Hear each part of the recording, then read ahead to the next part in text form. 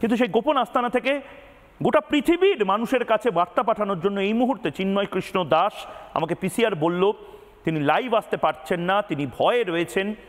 তিনি একটি টেপ পাঠিয়েছেন, সেই টেপটি আমি আনএডিটেড, বাংলা টেলিভিশনে প্রথমবার এই টেপটি আনএডিটেড গোটা বিশ্বের সামনে আমরা চালাচ্ছি। দেশে ইসকন নিয়ে যেই প্রোপাগান্ডা প্রচারিত হচ্ছে, যে বিভিন্ন রকমের নিষিদ্ধের দাবি তোলা হচ্ছে, তা সাম্প্রদায়িক গোষ্ঠীর বাংলাদেশে অসাম্প্রদায়িক স্থিতিকে বিনষ্ট করার জন্য ইসকনকে প্রধান প্রতিপক্ষ মনে করার কারণেই, ভিন্ন খাতে প্রবাহিত করার জন্য কখনো ইসকনকে সামনে আনছে, কখনো এখানে রাজনৈতিক তকমা দিচ্ছে, কখনো এটাকে ইন্ডিয়ান তকমা দিচ্ছে। এই পরিস্থিতি থেকে আমরা বাঁচতে চাই।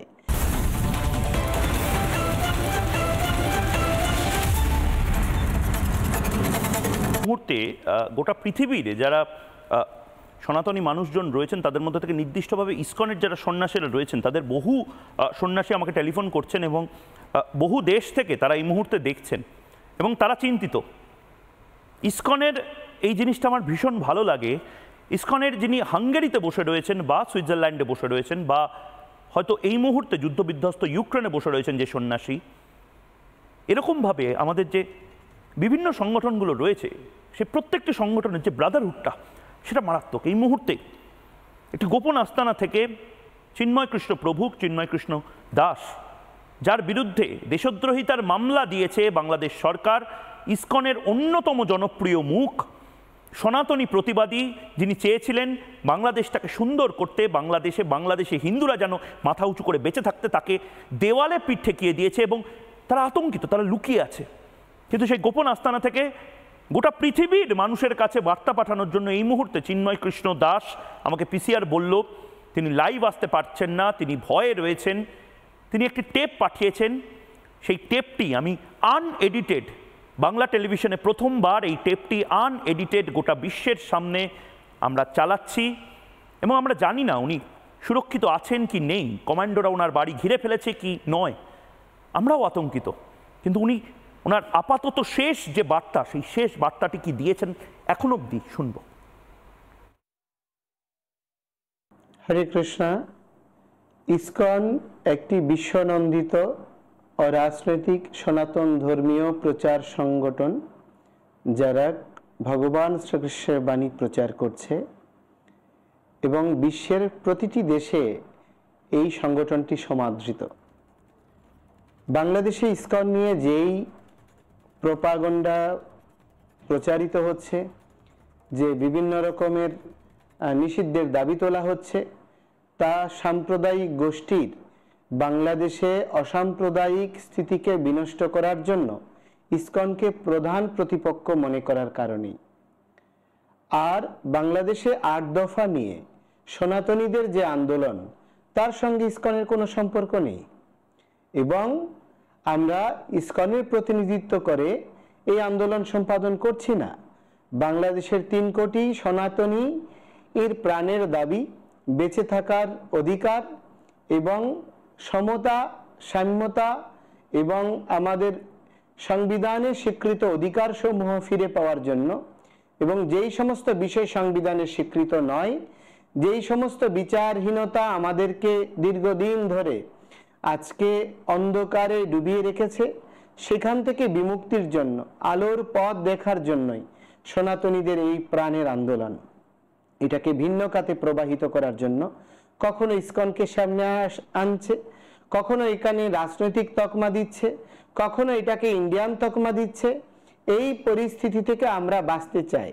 এই জন্য সমস্ত রাজনৈতিক দলের সঙ্গে আমরা বসেছি, সমস্ত জনগোষ্ঠীর কাছে আমরা গিয়েছি এবং প্রত্যেকের কাছে আমাদের একটি বার্তা, সরকারের কাছে আমাদের একটি বার্তা, দয়া করে এই আন্দোলনকে বিপদগামী করার প্রচেষ্টা করবেন না। এই আন্দোলন সুশৃঙ্খল, এই আন্দোলন গণতান্ত্রিক এবং এই আন্দোলন আমাদের ন্যায্য অধিকারের আন্দোলন। এটাকে স্বীকৃতি প্রদান করুন। বাংলাদেশে নির্যাতন নিপীড়ন হতেই পারে, কিন্তু সরকারের কর্তব্য হচ্ছে, অসাম্প্রদায়িক মনা মানুষের কর্তব্য হচ্ছে, গণতন্ত্র মনা মানুষের কর্তব্য হচ্ছে সেই নিপীড়ন রোধ করার জন্য পাশে দাঁড়ানো এবং অপরাধকে চিহ্নিত করে সেটি দমন করা।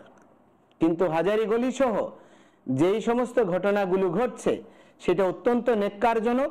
প্রতিটি ঘটনাকে ভিন্ন খাতে প্রবাহিত করে এই আন্দোলনকে দমিত করার প্রচেষ্টা হচ্ছে এবং এই প্রচেষ্টায় আমাদের কিছু কিছু সনাতনী দালালদেরকেও ব্যবহার করা হচ্ছে এবং এই প্রচেষ্টায় যাতে সফল হতে না পারে বিশ্ব মানবতার সবাইকে পাশে দাঁড়ানোর জন্য অনুরোধ করছি।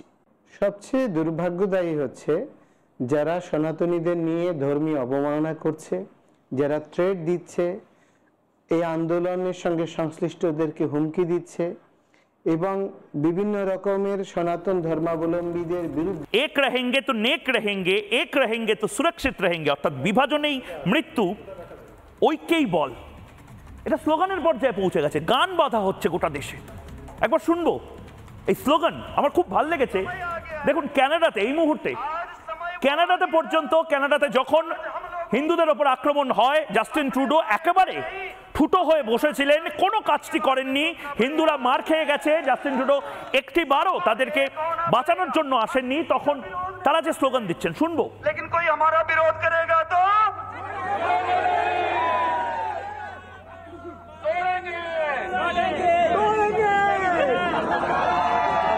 বটেঙ্গে তো কাটেঙ্গে। এরপরে আমি শোনানোর চেষ্টা করব, এটা তো স্লোগান শুনলেন কানাডাতে। এরপরে আমি দেশে বিভিন্ন জায়গাতে ভাইরাল হচ্ছে যে গান, যে স্লোগান, সেই স্লোগান শোনাবো। কি গোটা বিশ্বে এই মুহূর্তে হচ্ছে বটেঙ্গে তো কাটেঙ্গে। ভাগ করলেই অনেক কিছু ভাগাভাগি হয়ে যাবে। একবার শুনবো সেই গান, যে গান এখন ভাইরাল হয়ে গেছে, সেই সোশ্যাল মিডিয়ায় ভাইরাল সেই ক্লিপটা শুনবো। मैं ब्राह्मण हूँ, मैं बनिया हूँ, मैं क्षत्रिय हूँ, मैं यादव हूँ, मैं शूद्र हूँ। बंद करो कहना बहुत हो गया। हमें ये नहीं, हमें ये बनना है।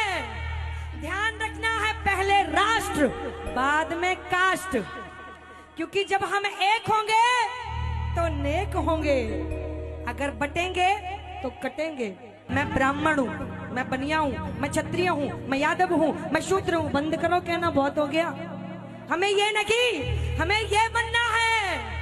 ध्यान रखना है पहले राष्ट्र बाद में कास्ट, क्योंकि जब हम एक होंगे तो नेक होंगे, अगर बटेंगे तो कटेंगे।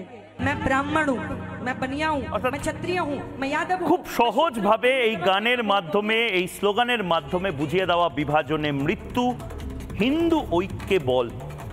এবং আবারও বলছি, এই ন্যারেটিভটাকে ভাঙতে হবে। এই ন্যারেটিভটা ভয়ঙ্কর ন্যারেটিভ। ছট পুজো বাঙালির নয়, রামনবমী উত্তর ভারতীয়দের, দুর্গাপুজো শুধুমাত্র বাঙালিদের।